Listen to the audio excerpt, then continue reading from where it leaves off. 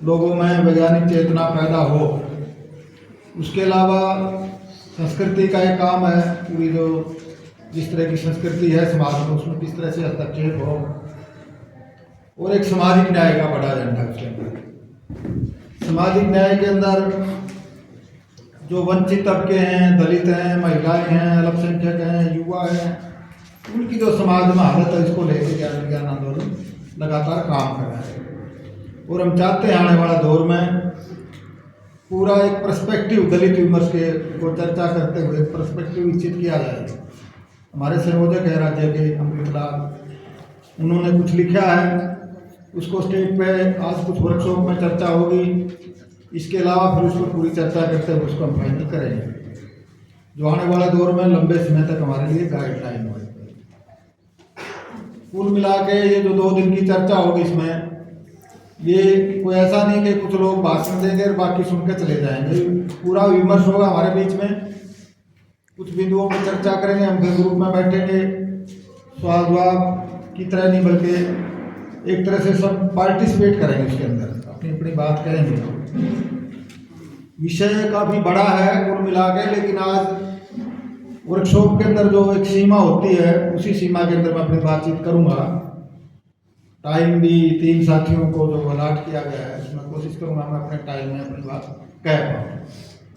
दोस्तों, ये जो पहला विषय है इसको समझने के लिए हरियाणा में दलितों की जो स्थिति है वो केवल हरियाणा से नहीं समझा जा सकता। इसको हमारा देश जो है दुनिया के बहुत अलग अलग हिस्सों में अलग अलग तरह की बुनावट है, समाज की अलग अलग तरह का विकास है, अलग अलग तरह के दर्शन है दुनिया के अलग अलग देशों में, जिसके ऊपर वो वहाँ की जनता काम कर रही है, उनका विकास हुआ है।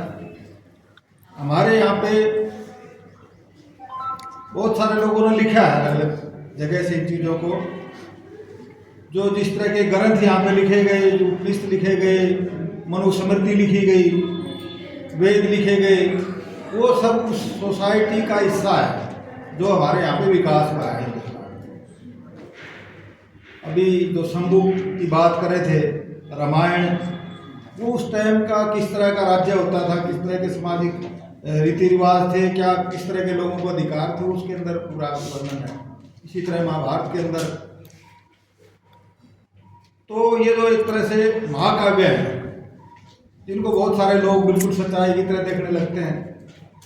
इसी तरह से जो पूरा दर्शन है जो भाग्यवाद का, आम जनता का बड़ा हिस्सा उससे संचालित है और उनको जताया गया है कि एक ऐसी शक्ति है, परम शक्ति, उसने तय कर रखा है वो किसके साथ क्या बनेगा, किसके साथ किसका किस तरह का जीवन होगा, उनको रोजगार मिलेगा ना मिलेगा, उनको शिक्षा मिलेगी ना मिलेगी, उनके किस तरह के अधिकार होंगे, सब सर्वशक्ति ने तय कर दिया है।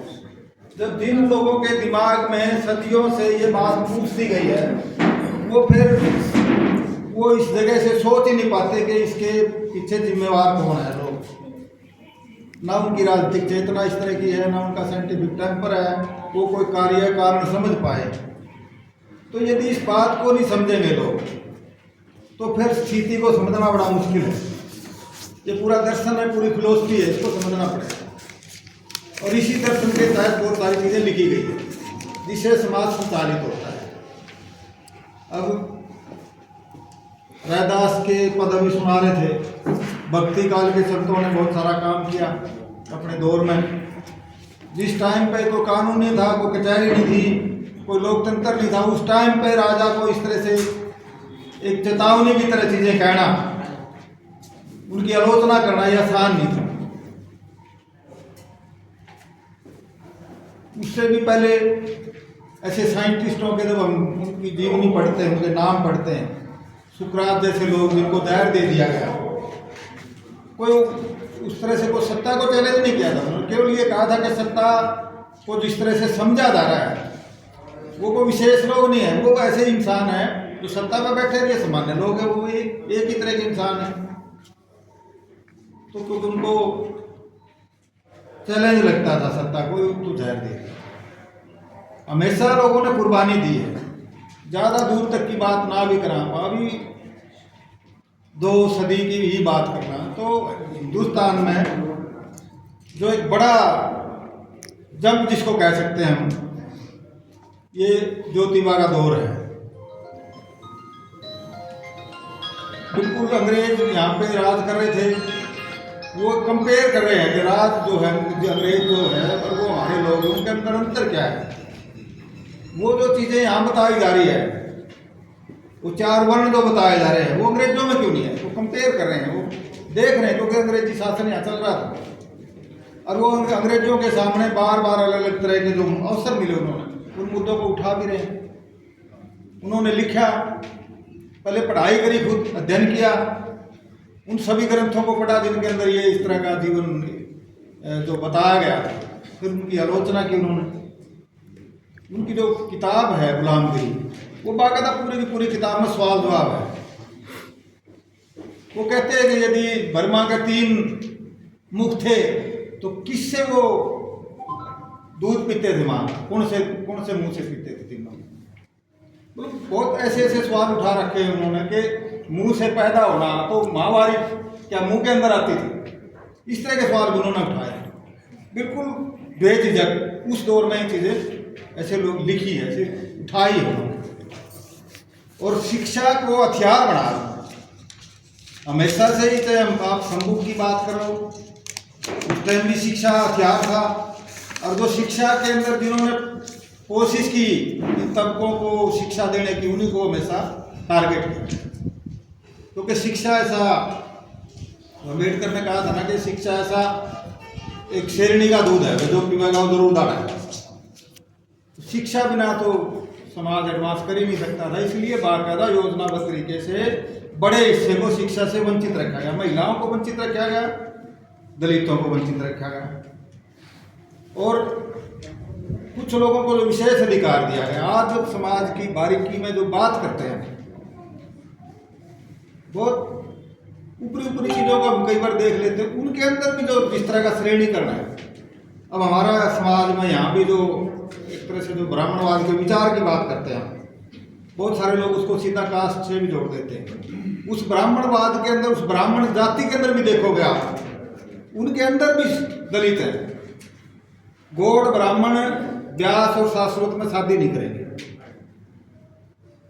ये बहुत सभी जातियों में इस तरह की कैटेगरी है। एक ही गांव के अंदर जिनका डोमिनेंस है जिस कास्ट का, उसी कास्ट के गोत के थोड़े घर हो तो वो वहां अल्पसंख्यक है। कोई डांडा का गांव है पूरा का पूरा, उसमें वो और गोत्र आपस है। कोई नन्ना का गांव है, वहां को और गोत्र आपस है, वो अल्पसंख्यक की तरह है, वो उनके गोत में शादी नहीं कर सकते।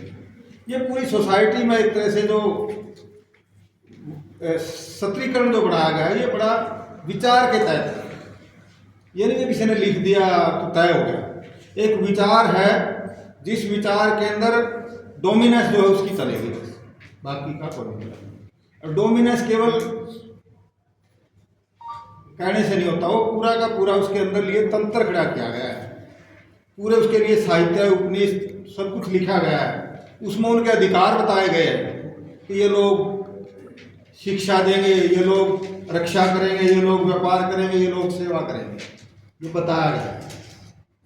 तो आज जब देश के अंदर आज़ादी के बाद संविधान है, यहाँ पे संविधान लागू हुआ है, उस संविधान के तहत जो लोगों को अधिकार मिले, उसके बावजूद भी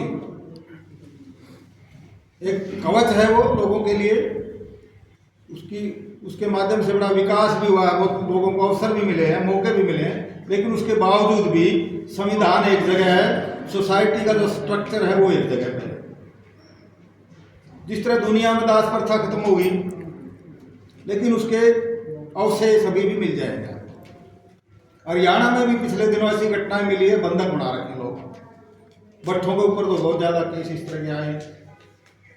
भट्ठा की जो यूनियन है, उन्होंने एसडीएम को ले जाकर बंधक छुटाए, उसके मालिक से पैसे ले रखे हैं, पूरा परिवार वहाँ काम कर रहा है, वो पैसे कभी पूरे नहीं हो रहे, वो सारी उम्र करते रहो उसके काम। इसी तरह बड़े जागीरदारों के, ये टोहाना का इलाका में, फतेहाबाद के इलाके में अभी से घटनाएं मिल जाएगी। पूरा जो स्ट्रक्चर बना हुआ समाज का, उसको समझे बगैर और उसको समझने के लिए जो आंदोलन चले दुनिया के अंदर इसके खिलाफ, उनको भी समझना जरूरी है। ज्योतिबा फुले ने जो गुलामगिरी लिखी वो अफ्रीका के काले लोगों के और अमेरिका के जो निगरो थे उनके समर्थन में, उनके आंदोलनों की सपोर्ट में उन्होंने उसकी अपनी पूरी भूमिका लिखी है। उनकी चेतना देखो, हिंदुस्तान के अंदर आज़ादी का आंदोलन चल रहा है उस दौर में, और वो वर्ल्ड लेवल पर सोचते हैं कि दुनिया के किन किन हिस्सों में कमजोर लोगों की लड़ाइयाँ चल रही है। तो इस पूरे पूरे प्रोसेस को समझने की, पढ़ने की जरूरत है। और इसमें जो हरियाणा का समाज है हमारा, यहाँ भी आप देखोगे आज़ादी का जब आंदोलन चल रहा था तो ये पूरा पंजाब, हरियाणा, हिमाचल, पंजाब और पूरा पाकिस्तान का पंजाब, ये पूरा पंजाब था। इसकी भूमिका, और बंगाल, दो राज्य हैं। बंगाल भी अब बाद में विभाजन हो गया उसका, बांग्लादेश भी उसी का हिस्सा, एक तरह से बड़ा लंबा चौड़ा इलाका था। ये दोनों इलाके थे आज़ादी का आंदोलन में बहुत ज़्यादा सक्रिय, लेकिन उसी पंजाब के अंदर होते हुए ये हमारा जो इलाका हरियाणा का, ये उस तरह से आज़ादी के आंदोलन में शामिल नहीं रहा। ये समझ में नहीं आती बिना गहराई में चीज़ों को समझे बगैर। उसका कारण क्या था कि उससे पहले जो 1857 में जो गदर हुआ, जिसमें बहुत सारे राजे भी शामिल थे क्योंकि उनके अपने भी थे अंग्रेजों के खिलाफ, उस दौर में सबसे ज़्यादा कुर्बानी दिल्ली के नज़दीक होने की वजह से, क्योंकि बहादुर शाह जफर दिल्ली में बैठे थे, वो पूरा नेतृत्व करे थे 1857 का, इस इलाके ने सबसे ज़्यादा कुर्बानी दी है। और यहाँ पे जो दमन हुआ वो सबसे ज़्यादा हुआ। उस दमन की वजह से 47 तक लोग उभर नहीं पाए, उनकी हिम्मत नहीं हुई शासक के खिलाफ खड़े हो जाए। बहुत कमज़ोर रहा है यहाँ पे आज़ादी का आंदोलन। पंजाब ये यहाँ से निकलते आप देखो कितने बड़ी संख्या है ऐसे लोगों को जिन्होंने काले पानी की सज़ा, फांसी की सज़ा, उम्र कैद भुगती है।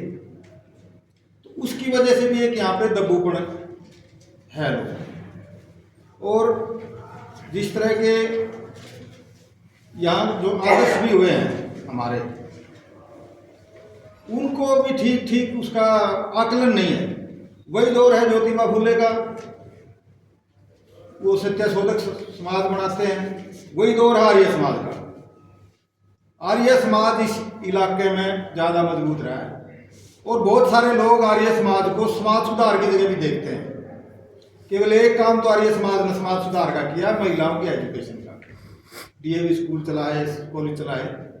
बाकी उसका जो उसकी जो समझ है, उसका जो दर्शन है, वो वर्ण व्यवस्था को पोषक है, उसको ठीक मानता है। और जो दर्शन वर्ण व्यवस्था को ठीक मानता हो वो कभी भी जाति विरोधी दर्शन नहीं हो सकता, वो जाति का पोषक ही है। इस इलाके के अंदर उसके प्रभाव आज भी हैं। हमारे ज्ञान विज्ञान आंदोलन के साथी, क्योंकि इस पर हमने बहुत चर्चा की है, हमने 2003 में राज्य स्तर का दलित सम्मेलन किया। पूरे हरियाणा के 500 के करीब मध्यम क्लास के लोग उसमें शामिल हुए जीत के अंदर। उस टाइम पूरा विमर्श किया हमने, और अपने जो दलित बैकग्राउंड के साथी थे उनके अनुभव सुने सबके। और उस सम्मेलन के बाद एक अप्रोच बनाए, बहुत सारे हमारे नाटक, हमारे कार्यक्रम, हमारे गीत, हमारी रिपोर्टें उससे निकली आने वाले। तो उसको है वो हमारे पास, उसकी कॉपी देंगे, पढ़ने की ज़रूरत है। आज जो स्थिति है, आज़ादी के बाद इतने साल गुजर गए, वही नहीं है। देश आज़ाद हुआ जब जहाँ थे वही नहीं है। उस टाइम तो सारी 14% आबादी पढ़ी लिखी थी, शिक्षा ही है। और उस शिक्षा का सबसे ज़्यादा लाभ उन्हीं लोगों ने उठाया जिनको अवसर नहीं मिल रहे थे। जिनको अवसर मिला तो उसका लाभ उठाया, बड़े बड़े जिम्मेवारी के पदों पे गए हैं वो। लेकिन उसके बावजूद कुछ बैरियर भी हैं। जनरली कुछ बात करते हुए कई बार हम जो बारीकी की चीज़ें उनको नहीं देख पाते। आरक्षण हुआ संविधान के अंदर लागू, बहुत इस पर विवाद है, बहुत चर्चा चलती है। बहुत सारे लोग तो कुछ भी बात हो, बेरोजगारी है तो आरक्षण की वजह से है, फलानी चीज़ आरक्षण की वजह से। उस आरक्षण का की वास्तविक जो हालत है उसको थोड़ी सी देखने की जरूरत है। केवल 4th क्लास है जहाँ पे दूसरे लोग नौकरी करना पसंद नहीं करते दलितों के अलावा। और कुछ पोस्ट तो है केवल सफाई कर्मचारी, ग्रामीण सफाई कर्मचारी है, नगर परिषद के सफाई कर्मचारी है, वो केवल दलित ही है, वहाँ कोई नहीं है। सफाई का काम और कोई करना पसंद नहीं करेगा, वहाँ भी पूरी पोस्ट नहीं है। 17.5% क्लास 4 में कर्मचारी है। पुराने आंकड़े ना तो भी ये आएगा सेंसिस, उसके बाद आएगा। और उसके बाद क्लास 2 में देखोगे तो क्लास 3 में और घट के 13-14% रह गए, क्लास 2 में आओगे तो 6-7 रह गए, और क्लास 1 में तो कोई 2 या 3% लोग जाते हैं। मतलब योजनाबद्ध तरीके से एक ऐसे बैरियर हैं। आप एजुकेशन संस्थाओं के आंकड़े देख लो, अभी पीछे ये आए थे, पीजीआई के भी आए थे आंकड़े, एचयू के आए थे, कई यूनिवर्सिटी के आंकड़े आए थे, तो 100 का स्टाफ है, 150 का स्टाफ है, 1 या 2 प्रोफेसर मिलता है। और बाकायदा स्कॉलर जो है उनको, उनके निरीह ऐसे केस हैं, उनको किस तरह से प्रताड़ित किया गया है केवल कास्ट के नाम। ये समाज में जो बिल्कुल, स्कूल टीचर का आया पिछले दिनों, बहुत सारे बच्चों की हरासमेंट, उनको ड्रॉप आउट के कारण में एक तरह से नोट किया गया कि उनका ये तत्वों के प्रति। तो ये सबसे बड़ी जो जरूरत है विकास की किसी भी तबके को, वो एक तरह से जॉब का बड़ा सवाल है। सरकारी नौकरी की तो हालत है ये जो मैं बता रहा हूँ, इसके अलावा जो बाकी जो संभावनाएं हैं, बिजनेस में आप ढूंढोगे तो वो लाखों में 1-2 मिलेगा इस तरीके से बिजनेस करने वाला। कोई करता है तो बाकायदा उसको घेरेबंदी है, उसको ग्रुप है, वहाँ एसोसिएशन बनी हुई है, उसके अंदर बाकायदा उसकी आइसोलेशन है। आड़ती की एसोसिएशन अलग पाओगी, आपकी भट्ठा के मालिका की एसोसिएशन अलग पाओगी, ट्रांसपोर्ट की एसोसिएशन अलग पाओगी। उन पर कब्जा है उन लोगों का जो राज के नज़दीक रहते हैं। आप देखो जितनी धर्मशाला भी बन रही है पूरे हरियाणा में, धर्मशाला का प्रधान राज बदल जाएगा, जिसका राज है पार्टी का उसे आदमी भागा धर्मशाला का प्रधान। कौन सी होते हैं, ग्रांट लेनी है बस। तो संस्थाओं पर भी ऐसे कब्जे रहते हैं, और जो उसके अंदर जितने भी रोजगार हैं, जॉब है, सब जगह पे इनका प्रभाव पड़ता है। पिछले दौर में यूपीए की सरकार के टाइम पे कानून बना मनरेगा का, वो इस नज़र से कानून बनवाया गया था, उसमें लेफ्ट पार्टियों का बड़ा रोल था उसको बनवाने में, कि जो गांव के अंदर जो बैठा है गरीब आदमी उसको रोजगार मिल जाए। उसके अंदर आए साल कटौती है, हर साल कटौती है। रोजगार मांगने वाले बढ़ रहे हैं उनकी संख्या, लेकिन बजट में कटौती है। तो जब आप देखोगे कि ये लोग, ये तबके जो हैं रोजगार में कहाँ हैं, तो इनकी सबसे बड़ी संख्या ऐसी जगह पे मिलेगी जहाँ रोजगार की सिक्योरिटी नहीं है। स्कीम वर्कर हैं, मिड डे मील है, आशा है, आंगनबाड़ी है, तो सबसे ज़्यादा गरीब महिलाएं पाओगे, और दलितों की संख्या ज़्यादा है। तो एक तो ये हालत है रोजगार की, दूसरा संसाधनों का मामला है। जमीन जो है हरियाणा के अंदर, खेती की जमीन वो 19% के आसपास है। मतलब कुल जमीन का नहीं है, टोटल जो दलित है उनमें से 19% के पास जमीन है।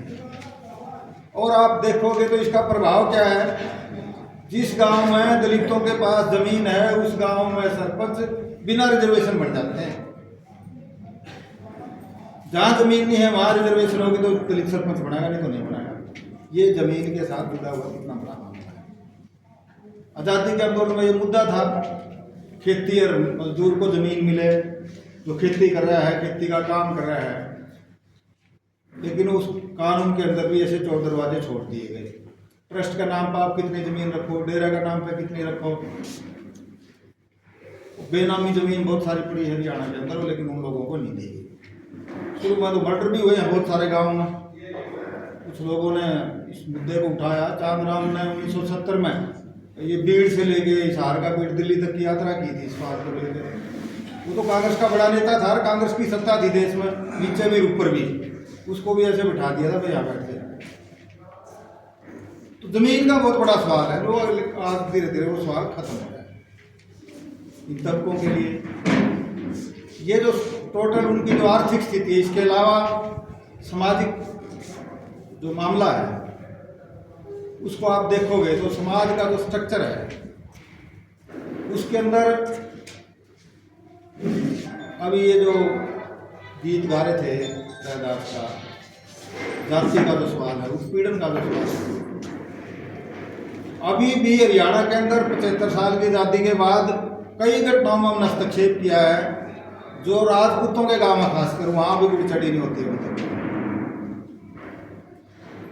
कितना बड़ा अफसर हो दलित वहां, किसी पोस्ट पर हो, कितना बुद्धिमान हो कि मैं हो, वो राजपूत तय करेंगे वहां कोई चढ़ी होनी।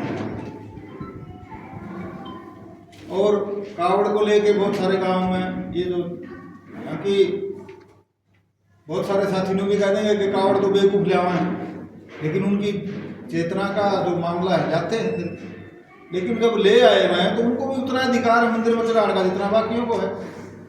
लेकिन बहुत सारे गांव में उनको मंदिरों में कावड़ नहीं चढ़ाने दी, हस्तक्षेप किया बहुत सारी जगह। तो सामाजिक लेवल पर जो भेदभाव है वो आर्थिक से भी जुड़ा हुआ है और विचार से भी जुड़ा हुआ है। मतलब कुछ ये भी कह देते हैं कि जो संपन्न हो गए उनके साथ तो कोई भेदभाव नहीं, कई बार वो ज़्यादा खटकने लगते हैं। नई पीढ़ी जो है, जो पढ़ लिख के आगे बच्चे हैं, वो असरसन करते हैं, विरोध करते हैं, वो ज़्यादा खटकते भी हैं। उस तरह से दमन का शिकार भी कई बार वो ज़्यादा होते हैं। तो जो बुरा बुनकर है ये समाज का, इसको देखने की जरूरत है। प्रतिनिधियों को देखो आप, अभी ये जो 1993 में संशोधन हुआ पंचायती राज का, उससे पहले तो महिला की भूमिका क्या थी? वो कहते थे जो डरा रखा करा ना पंचायत में, ऐसे महिला का नाम रख दो बस, उसको शामिल नहीं करते थे कहीं भी। 94 का संशोधन के बाद उनकी 1/3 संख्या होगी महिलाओं की, दलितों की भी आबादी के अनुपात में संख्या होगी। लेकिन जो दलित प्रतिनिधि हैं वो जो रिजर्वेशन जहाँ पे चेयरमैन की जिला परिषद में है, ब्लॉक समिति में, नगर परिषद में, वहाँ तो मजबूरी है। उसके अलावा आपको पूरे हरियाणा में एक भी दलित चेयरमैन नहीं मिलेगा जो बिना रिजर्वेशन के बनेगा। तो ये सामाजिक हैसियत बताती है चीज़ों को। वो आज भी उनकी इतने साल की आज़ादी के बाद भी सामाजिक हैसियत क्या है। बहुत सारे दूसरे पक्ष भी हैं इसके, सामाजिक आर्थिक के अलावा राजनीतिक जो एजेंडा है पूरा का पूरा, वो जहाँ से संचालित होता है वहाँ उनकी एक तो सीमा ये बन रही है। आप विधानसभा में देखो, आप 18 हल्के हैं रिजर्व, यहाँ पे 18 16 है, 17 यही रख दे बस, 17 18 17। तो अभी इस चुनाव में देखिए हमने नरवाना रिजर्व हल्का है, जो लोग 3-4 प्लान से पूरे सक्रिय थे, जैसे ये दिमाग में आया, ये प्रचार हुआ कि अभी परिसीमन होना है, विधानसभा के चुनाव से अगले दिन जो आ रहे वो निष्क्रिय होकर ग्रामीण लगे। तो आगे तो है हम चुनाव नहीं लड़ पाएंगे।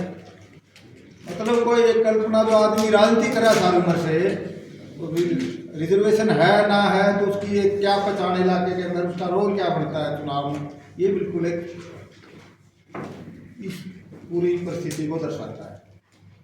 और इन तबकों के अंदर काम करने की जो रणनीति है वो काफ़ी कमज़ोर है हमारी भी।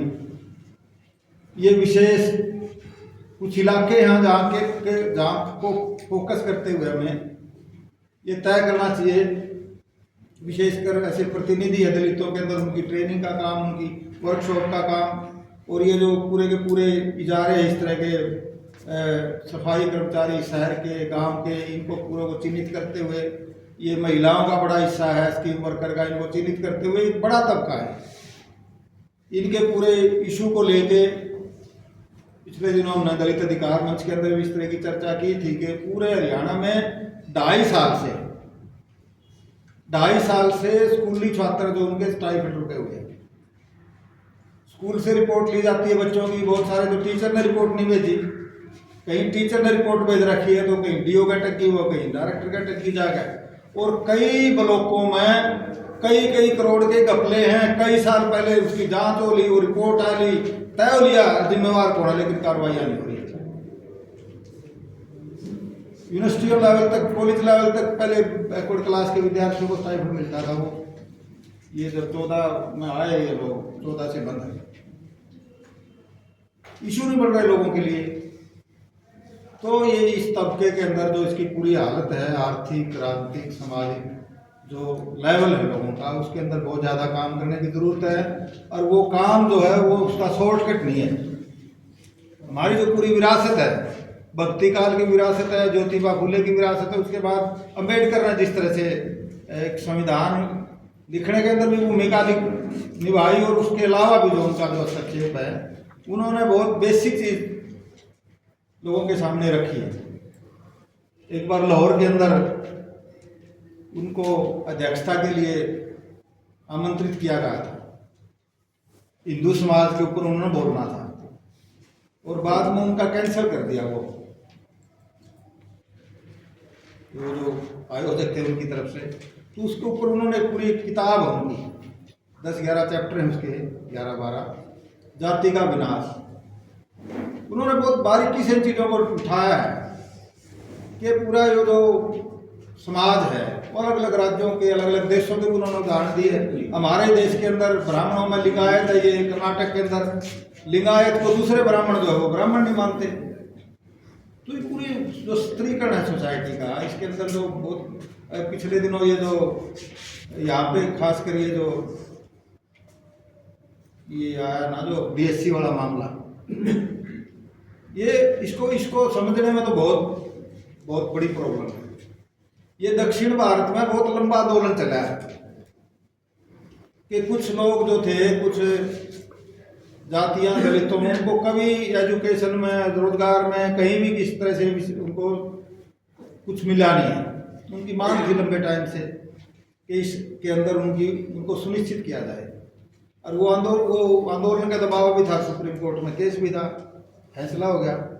लेकिन हरियाणा में उसके प्रभाव क्या पड़े? अभी कोई जनगणना नहीं हुई है, बिना जनगणना इसको लागू भी नहीं कर सकते, ना इसके अभी कोई सिद्धांत तय किए हैं इसका कैसे प्रयोग होगा, किसको क्या मिलेगा, क्या नहीं मिलेगा। लेकिन वो फैसला आते ही इसके अंदर राजनीति बहुत गहरी की गई, जिनके अंदर राज्य सम्मेलन किया गया चुनाव से पहले, और ऐसा उसका प्रभाव चला गया धीरे धीरे आपस में प्रचार करने में। दो कोई अलग अलग कास्ट के दोस्त हैं, उनकी आपस में बोलचाल भी बंद हो गई। हमारा जिंद का एक साथी, वो किसी का रिश्ता करवा रहा है, मतलब वो रिश्ता तो बहुत क्लोज आदमी करवा होगा ना किसी न किसी का, और उसका घर बैठा था, उसी गांव का दूसरा आ गया, वो उसको उड़ाना था, बोला यूं वो चला गया, यूं के करना था, मेरा दोस्त है, मेरा हरियाणा है, बोला ये तो उन्मत है, इतना नहीं मेरा, बोला मन तो कौन मेरा था, उन्मत है, फोन करके नुका दिया मेरा घर आना ये भाई दोबारा। ये जो हरियाणा के अंदर ये लागू हुआ, उसका ये इतने गहरे तक प्रभाव है। कोई बिगड़ी नहीं, कोई मामला नहीं, कुछ नहीं, केवल वो उस कास्ट से है, वो उस कास्ट का है। ऐसे कोड वर्ड बना रखे हैं, जिन आपने माना ना तो सियाने लोग हैं इन्हीं कास्टों के अंदर, जो पढ़े लिखे लोग हैं, जो टीचर की एसोसिएशन है, उन्होंने जब हम गए उनके पास किसी कंपेन में, तो पता चला वो दान गहन को तो कहे मैं विटामिन डी, और वाल्मीकि ने कहा विटामिन बी। मतलब मेरे लिए भी अचंभा हुआ भाई ये क्या संबोधन है। तो ये जो आपस के अंदर जो इस तबके के अंदर जो ये खाई है इतनी, ये जो इतना भी गैप है, गैर बराबरी इनके अंदर ही, ये ना मिटेगी तो पूरे दलितों के भविष्य के लिए, उनके शोषण के खिलाफ आंदोलन नहीं लड़ा जा सकता, ताकत नहीं बन सकती। ये मुख्य तौर पर ज्ञान विज्ञान ने इसका नोटिस लिया है। मैं अपनी बात खत्म करता हूँ, फिर चर्चा के बाद जो बात होगी उस पर चर्चा करेंगे। धन्यवाद।